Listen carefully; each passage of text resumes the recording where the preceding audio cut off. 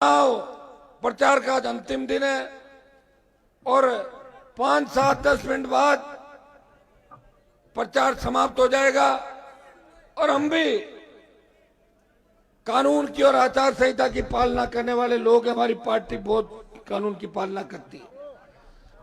मैं आपसे एक ही आह्वान करता हूं, ये जंग बहुत बड़ी जंग है। खींवसर की धरती से एक इतिहास लिखा जाएगा। खींवसर की धरती से इतिहास ये लिखा जाएगा कि मोदी, अमित शाह, भजनलाल, सारे माफिया और सारे पैसे वाले उद्योगपति जिसको हराने के लिए चले थे, जब कांग्रेस ने भारतीय जनता पार्टी से हाथ मिलाया था, फिर भी खींवसर के आम जवान, किसान और सर्व समाज ने अपने भाई हनुमान बेनीवाल को नीचे नहीं गिरने दिया। उन्होंने उसको जिंदाबाद रखा।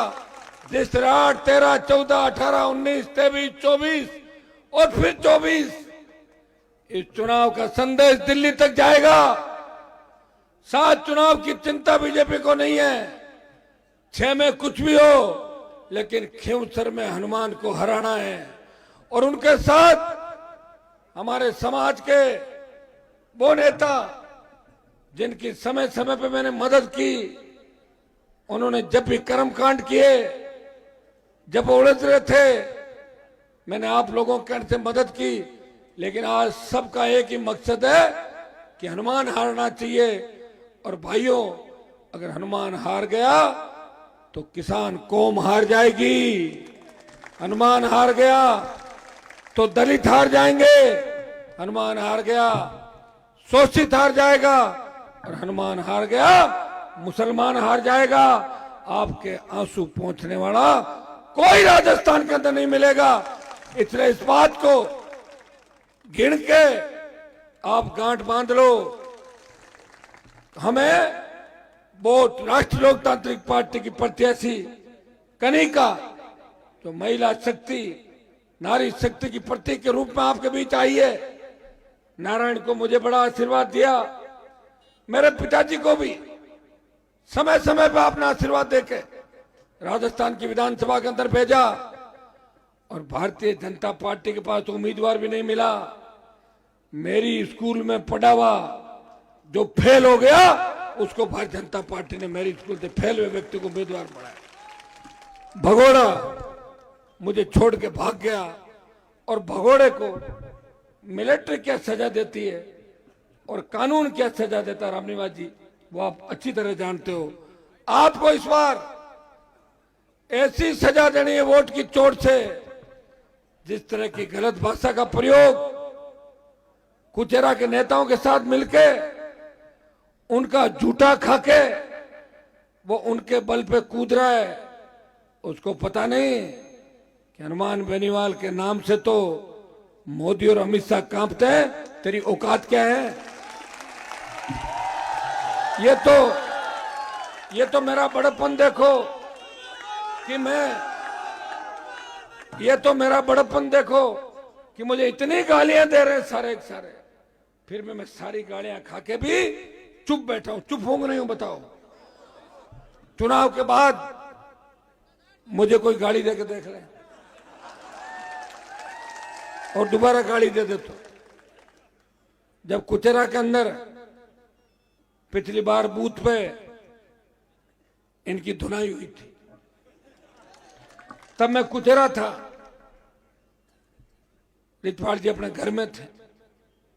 मेरा मकसद था थाने से उन बच्चों को छुड़ाना और थाने से वापस लेके जाना।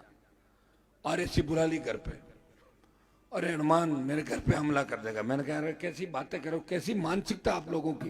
क्या मैं ऐसा व्यक्ति हूं? आपको लगा मैंने कभी किसी को तंग परेशान किया? खींवसर, नागौर और राजस्थान के अंदर मेरी गाड़ियों पे हमला किया। बाड़मेर के अंदर मुझे मारने का प्रयास किया 5 बार। राजस्थान के अंदर तमाम माफियाओं से लड़ा, तमाम बदमाशों से लड़ा, बजरी माफिया से लड़ा, तमाम गुंडों से लड़ा और अपनी पार्टी बना के प्रदेश के अंदर ये संदेश दिया मैं उस वीर भूमि से आता हूं जहां तेजाजी महाराज ने अवतार लिया और ये वीर भूमि का योद्धा किसान का बेटा तेजाजी का भक्त हनुमान बेनीवाल सत्ता को ऐसे ठोकर मारता है जैसे छोटा बच्चा फुटबॉल के लात मारता है।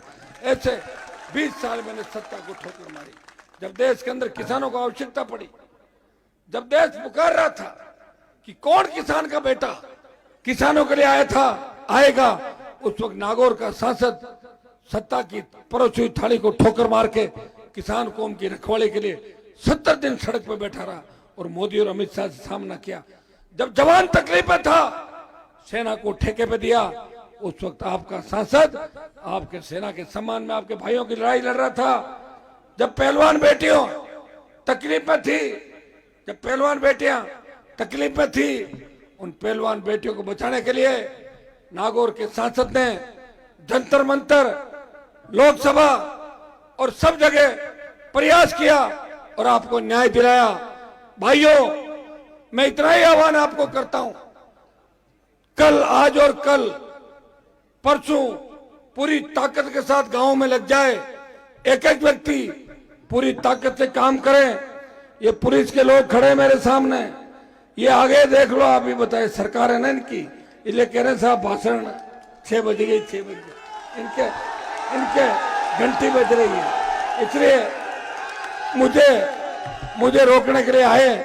लेकिन मैं इनको भी कहना चाहूंगा, आप शांत रहे, मैं 1 मिनट में अपनी बात समाप्त कर रहा हूं। मुझे पता आचार संहिता मैं जानता हूं और मैं कानून की पालन करने वाला व्यक्ति हूं। आप सबसे आह्वान करता हूं कि हम कानून के रक्षक हैं, हमें कानून की पालना करनी है।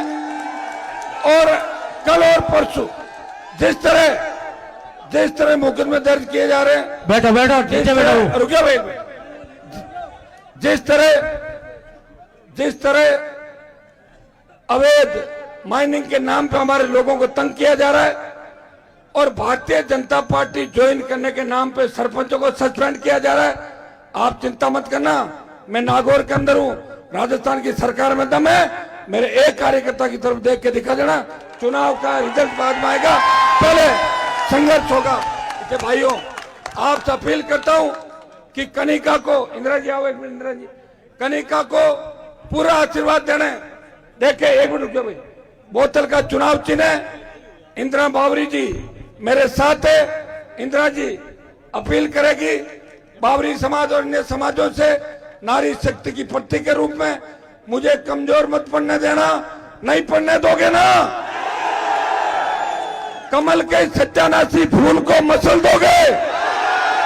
रूण गांव के मुस्लिम भाइयों से अपील करता हूं कि एक तरफा मतदान करें और भारतीय जनता पार्टी को उखाड़ के फेंक दे।